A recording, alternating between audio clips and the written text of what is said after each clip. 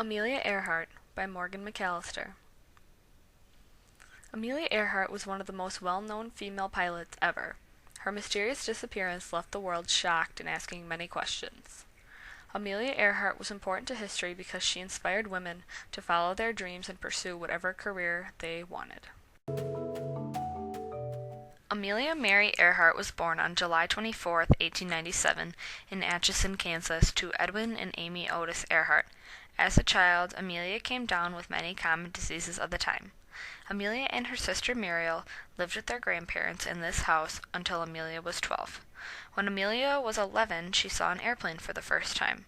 When she turned 12, her and her sister moved to Des Moines, Iowa, to be with their parents. She moved twice in the year 1914, first to Springfield, Missouri, with both her parents, then to Chicago after her mother left her father due to his addiction to alcohol. Amelia graduated from Hyde Park High School in Chicago. After high school, Amelia went to Ogontz School, but soon after dropped out to become a nurse for returning World War I veterans. In the year 1920, Amelia went on her first plane ride. After the flight, she stated, "As soon as we left the ground, I knew I would have to learn to fly." The following year, Amelia took flying lessons from a woman named Netta Snooks. Earhart received her flying license on December 15, 1921. She worked multiple jobs and finally earned enough money to buy her own plane. It was a small Keener Airster which she named Canary.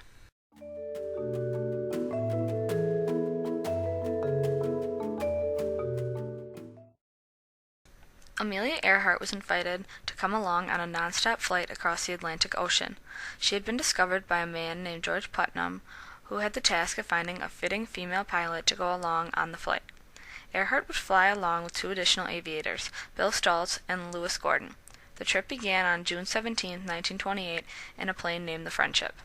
The men did the controlling of the plane while Amelia just rode with the passenger. After 20 hours and 40 minutes, the crew arrived in Wales.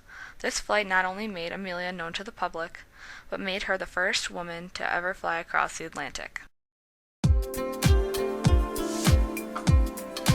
Amelia's flight across the Atlantic led to many other record-breaking flights. There were many occasions where she was the first woman to succeed at performing flights solo. These include flights across the United States and back, the Pacific, and the Atlantic twice. In 1929, Amelia Earhart founded and was a part of the Women's Air Derby, an airplane race from Santa Monica, California to Cleveland, Ohio, in which she placed third. She also helped form the 99ers, a professional association for female pilots that is still in place today. Amelia married George Putnam, the man who picked her for the flight across the Atlantic. They wed in February of 1931. Amelia published 2 books, 20 Hours and 40 Minutes, and The Fun of It.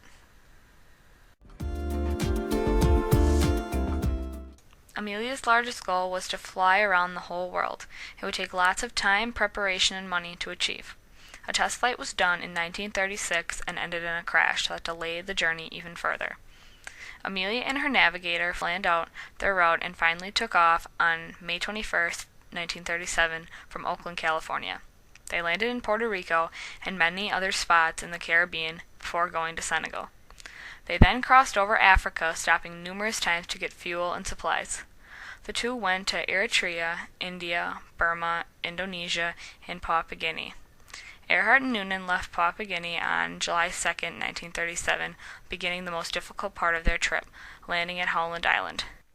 2 hours after their planned arrival, Air Navigation received a hard-to-understand radio communication from Earhart stating that there was no sight of the island and that they were getting low on fuel.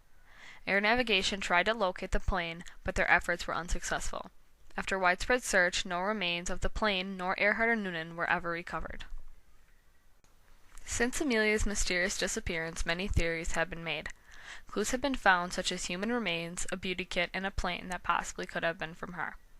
But no one will most likely ever know for sure what happened on that day.